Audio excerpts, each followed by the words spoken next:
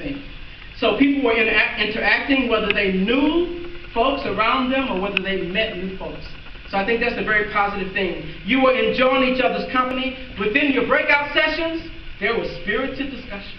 Mm-hmm. There was some acknowledgments of, this is what I've done in my life. Mm-hmm. That's okay, because you shared. You shared openly, and that's just as important. I think some of y'all were really tuned into Dr. Sue. He gave a great message.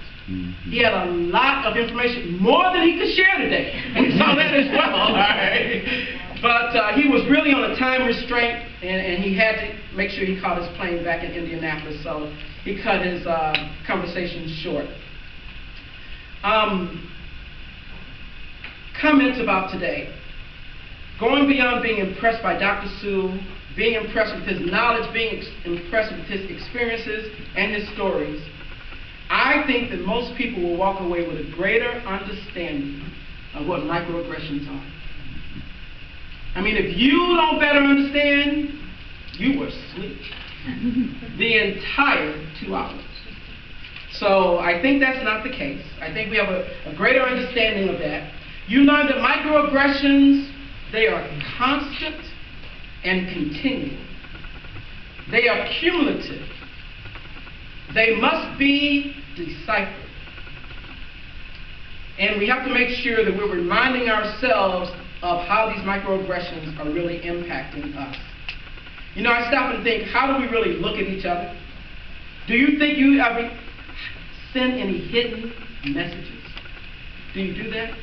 I've looked at this young lady in the eye twice today because I like looking at people when I speak to them. And she hasn't turned away. She hasn't retracted, all right? But you know what?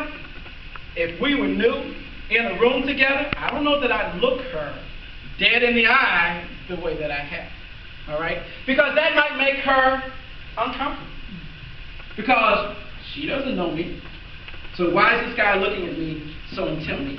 But I think that we need to look at each other. We need to see each other. We need to make sure what message we're sending out.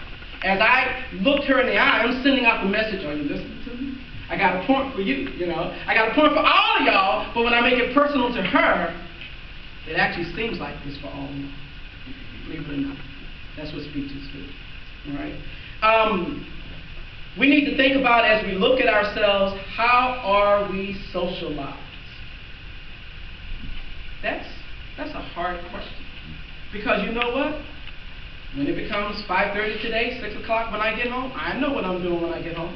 I know what my social activity will or won't be. Because I don't intend to examine it today. But that doesn't mean I shouldn't examine it. How are we socialized day by day, making the choices of who we interact with and how we interact with them? We need to know if we have any inherited biases. I think Dr. Sue suggested we do. We do. And I heard some of you talking in the breakout groups, and you're saying, yeah, you know, Indiana's this way, and this is the way people are, and so is that passed along? Sometimes, y'all, it's not intentional. People don't necessarily mean to pass along their biases, but it still happens. And you need to be aware of what biases you may have taken in. And not wait for, as Dr. Sue said, that explosive moment where you react to that bias. That's really why I said I'm not an angry black man. Most of y'all will never see me as an angry black man. I say at work, I can't afford to get angry at all. I have 110 people who report to me. Let me truly get angry with any one of them. That was my wife. But if I did, it would be totally inappropriate, given my position, not just my maleness, not just my dark skin, but my position would make that inappropriate. So we all need to know about our biases. We need to make our biases visible, Dr. Sue suggested as well. Here's something I really like. We need to really see clash of racial, gender, and sexual orientation realities. Those clashes that happen. We need to be able to see those. So, some suggestions and actions. In one of the rooms, the question was asked, so where do we go from here? How do we change things? What do we do?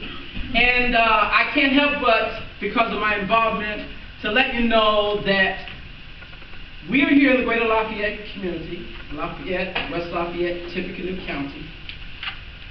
There is a plan for this community. It's called Good to Great. And goal 1 of Good to Great is the idea of greater Lafayette being a great place for all people. A great place for all people.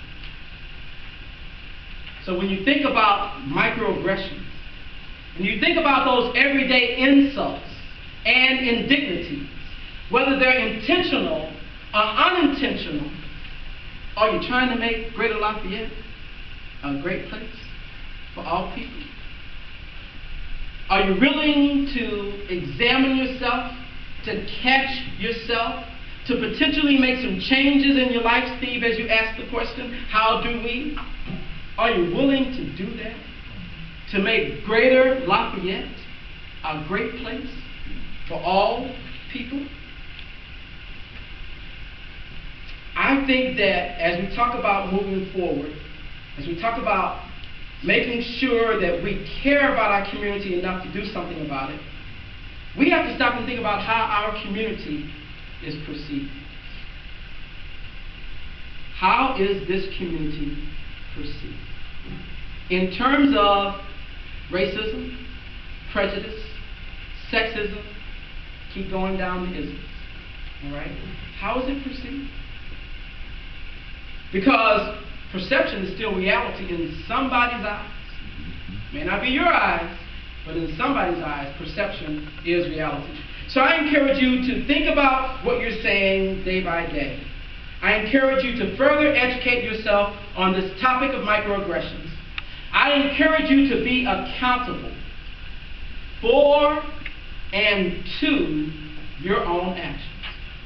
Whatever they are, whatever they may be accountable for your own actions, be accountable to your own actions, for your own statements, to your own statements. Be accountable. Be accountable to yourself. I encourage you to show some empathy toward others. Others who are not like you, and actually others who are like you. Because others like you are going to make mistakes as well. So why not show empathy toward them as well? When I talk about you guys knowing me, and I'm about to wrap up, I'm looking at the clock, it's not quite 4:20, but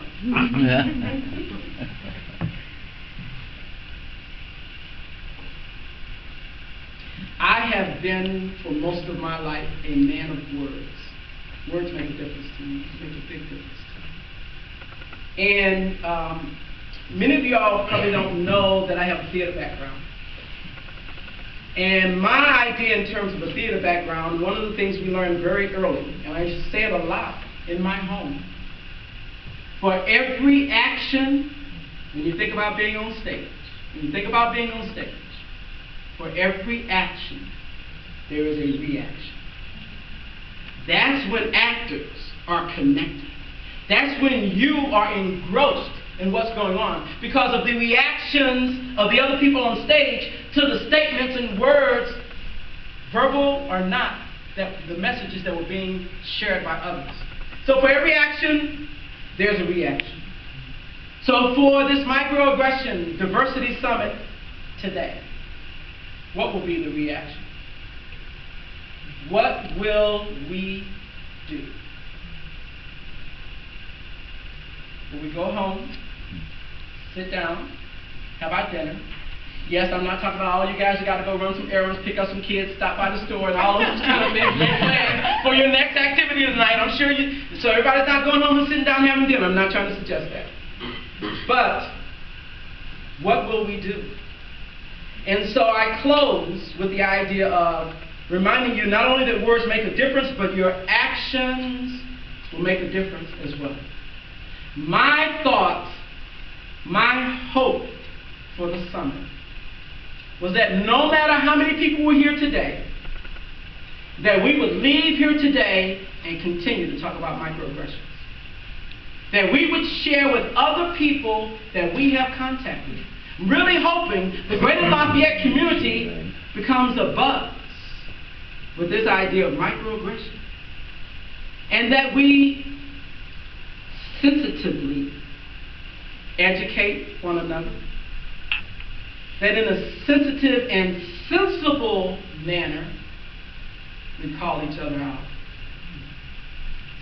That we help each other along this way regarding microaggressions. Thank you very much.